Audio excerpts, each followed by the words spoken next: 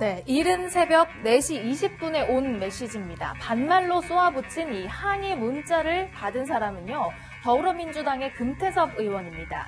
일찍 일어나시네요 라고 대답하니까 웃음 표시와 함께 누그러진 말투로 답이 돌아왔습니다. 금태섭 의원은 SNS에 이 문자와 함께 비판 문자 대처법 이런 걸 소개했습니다.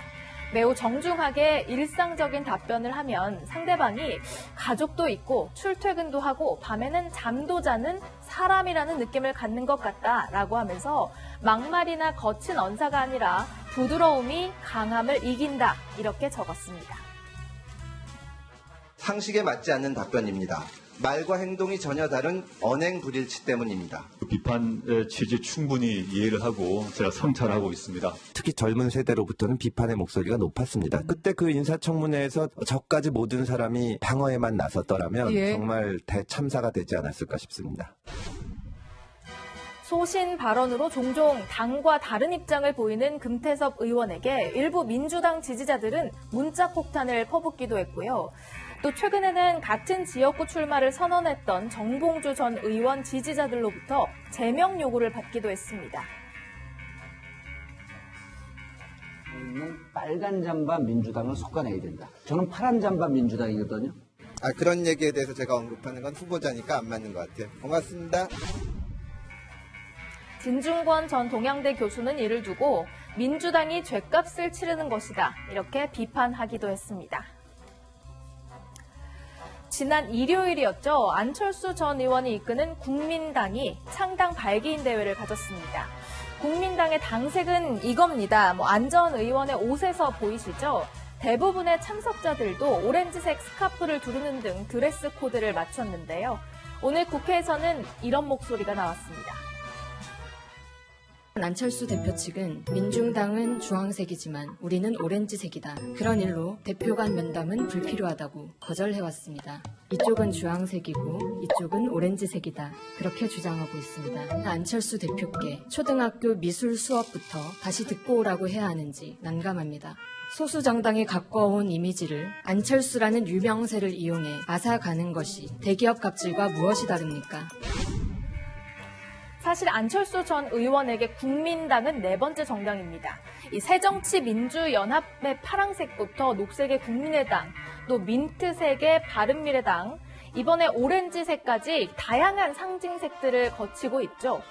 주황색을 가로채지 말라라고 하는 민중당의 요구에 국민당은 어떻게 대답했을까요?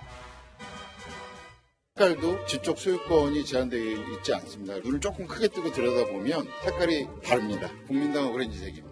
민중당은 약간 주황에 가깝고 저희는 약간 주홍 쪽입니다. 저희는 비비드예요. 조금 더 명쾌합니다.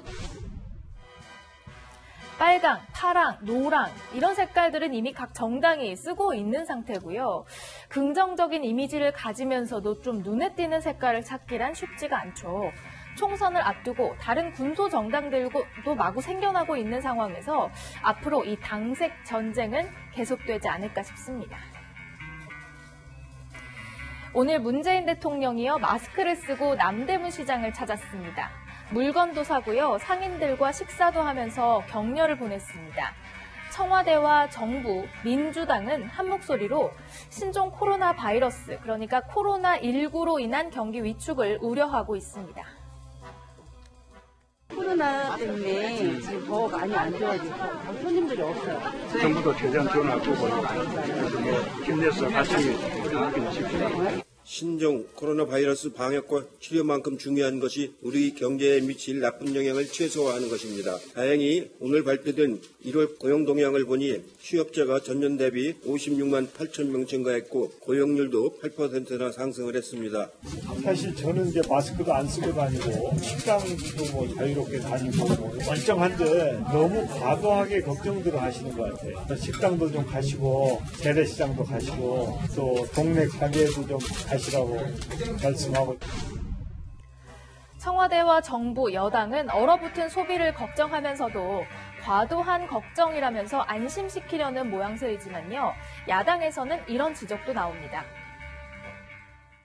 소비 진작과 경기가 좋아지는 것은 총리나 장관이 밥 한 끼 밖에서 먹는다고 해결되는 것이 아닙니다. 때가 어느 때인데 그런 낡은 주문을 할 수 있는 것인지 진정으로 경제 위축이 집정이 된다면 대통령의 안일한 경제인식, 대통령의 근거 없는 경제 낙관론부터 빨리 고치도록 하는 것이 국민에게 안심을 주어도 모자란 상황에 그러한 대책이 없이 국민의 불안을 과도하다고 폄하하는 말만 하는 것은 위기 극복에 아무런 도움이 되지 않습니다. 손 대표는 특히 어제 문재인 대통령이 거론한 고용 연장에 대해서 기업의 부담을 가중시키고 미래 세대의 일자리를 빼앗는 것이라는 비판도 내놨습니다. 지금까지 순간포착이었습니다. 정치데스크는 60초 후에 돌아오겠습니다.